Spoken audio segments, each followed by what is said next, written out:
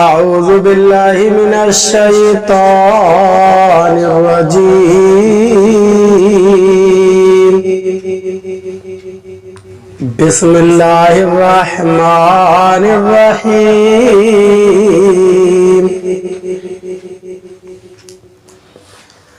يومئذ يود الذين كفروا وعصوا الرسول لو تسوى بهم الأرض ولا يكتمون الله حديثا. ترجمہ کنزُ ایمان. اللہ کے نام سے شروع جو نہایت مہربان رحم والا. اس دن تمنا کریں گے وہ جنہوں نے کفر کیا اور رسول کی نافرمانی کی، کاش انہیں مٹی میں دبا کر زمین میں برابر کر دی جائے اور کوئی بات اللہ سے نہ چھپا سکیں گے. ترجمہ کنزُ العرفان. اس دن کفار اور رسول کی نافرمانی کرنے والے تمنا کریں گے کہ کاش انہیں مٹی میں دبا کر زمین برابر کر دی جائے اور وہ کوئی بات اللہ سے چھپا نہ سکیں گے.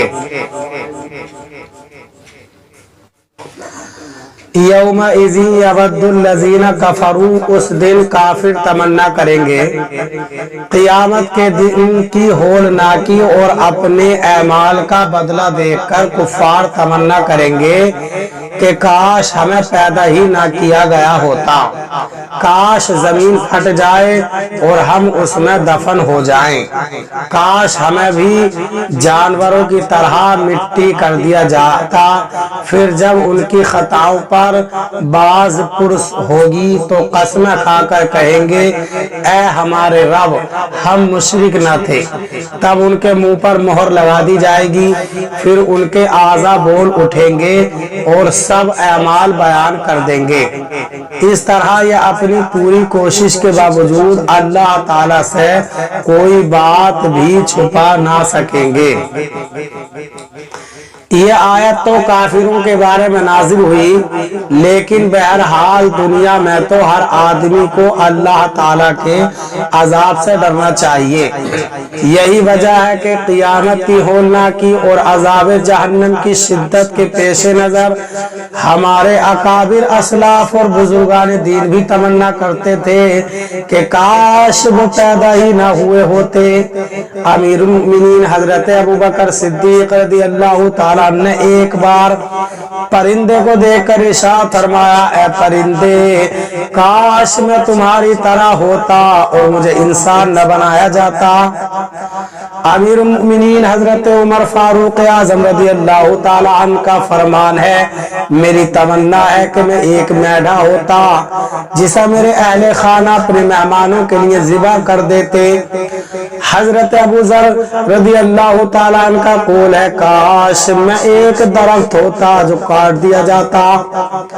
امیر المؤمنین حضرت عثمان غنی رضی اللہ تعالیٰ عنہ فرمایا کرتے میں اس بات کو پسند کرتا ہوں کہ مجھے وفات کے بعد نہ اٹھایا جائے. حضرت طلحہ اور حضرت زبیر رضی اللہ تعالیٰ عنہما فرمایا کرتے کاش ہم پیدا ہی نہ ہوئے ہوتے. ام المؤمنین حضرت عائشہ صدیقہ رضی اللہ تعالیٰ عنہ فرمایا کرتی کاش میں کوئی بھولی بسری چیز ہوتی. حضرت عبداللہ بن مسعود رضی اللہ تعالیٰ عنہ فرمایا کرتے کاش میں راکھ ہوتا. یہ کلمات ان ہستیوں کے ہیں جو زبان رسالت سے قطعی جنتی ہونے کی بشارت سے بہرمند ہوئے، جبکہ اب کے لوگوں کی حالت یہ ہے کہ عمل نام کی کوئی چیز تلے نہیں اور بے حساب مغفرت کا یقین دل میں سجائے بیٹھے ہیں. اے کاش ہمیں بھی حقیقی معنوں میں ایمان پر خاتمے کی فکر، قبر و حشر کے پرہول لمحات کی تیاری کی سوچ، عذاب جہنم سے ڈر اور جبار و قہار رب عز و جل کا خوف نصیب ہو جائے.